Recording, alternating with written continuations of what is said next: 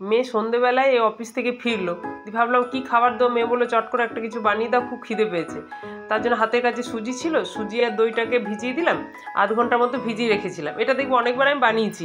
দিয়ে তার সাথে পছন্দ মতো যে সবজি, একটু গাজর গ্রেড করে নিলাম আর বিটরুট গ্রেড করে নিলাম, দিয়ে দইটার মিশ্রণের মধ্যে এটা দিয়ে দিলাম, আর পরিমাণ মতো লঙ্কা কেটে দিলাম, নুন দিলাম, অল্প একটু চিনি দিলাম, একটু গোলমরিচ দিয়েছিলাম, দিয়ে ভালো করে ওটাকে মেখে নিলাম।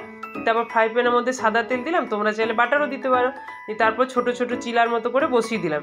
এটা একটা হেলদি খাবার, চটজলদি হয়েও যায় আর খেতেও খুব ভালো, দেখতেও কিন্তু খুব সুন্দর হয়েছে। আমার এই রান্নাগুলো যদি তোমাদের ভালো লাগে অবশ্যই আমার চ্যানেলটিকে সাবস্ক্রাইব করে আমার পাশে থেকো, আর কমেন্টস করে জানিও রান্নাগুলো তোমাদের কেমন লাগছে। দেখো বলতে বলতে কিন্তু আমার রান্নাও রেডি হয়ে গেছে, বানানো হয়ে গেছে। এবার চলো মেয়েকেও দিয়ে দিই, ও হাত মুখ ধুয়ে বসে পড়েছে, ওকে দিয়ে দেবো, নিজেও খাবো। তোমরা কমেন্টস করে জানিও রান্নাগুলো কেমন লাগছে। সবাই ভালো থেকো, আর চ্যানেলটি সাবস্ক্রাইব করা না থাকলে অবশ্যই করে দিও।